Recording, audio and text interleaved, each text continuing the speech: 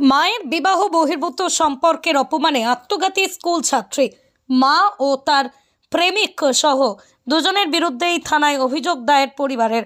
বিবাহ বহির্ভূত সম্পর্কে জড়িয়ে পড়ে স্বামী কন্যা ঘর সংসার ফেলে অন্যত্র সংসার শুরু করেছেন মা। তার লাজ লজ্জা না থাকলেও পড়াশোনা করা মেয়ে সমাজে কিভাবে মুখ দেখাবে, এই হীনমন্যতা থেকেই গতকাল নিজেকে শেষ করে দিল নদিয়ার শান্তিপুরের এক একাদশ শ্রেণীর ছাত্রী অর্পিতা মজুমদার।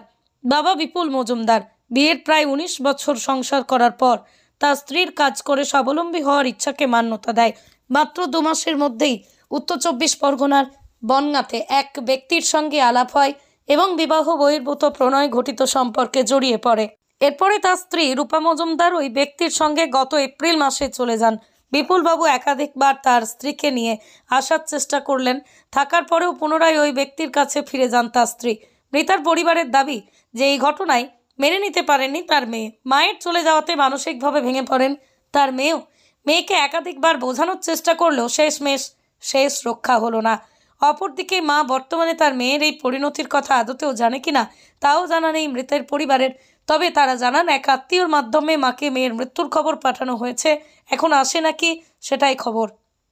স্বাভাবিকভাবেই মাত্র একাদশ শ্রেণীর পাঠরতা মেয়ের এমন মর্মান্তিক পরিণতিতে ভেঙে পড়ে তার বাবা সহ পরিবারের বাকি সদস্যরাও। সমগ্র এলাকায় নেমে এসেছে শোকের ছায়া। যদিও পরিবার অভিযুক্ত মা এবং তার প্রেমিক সহ দুজনের বিরুদ্ধেই শান্তিপুর থানায় একটি লিখিত অভিযোগ দায়ের করেছে।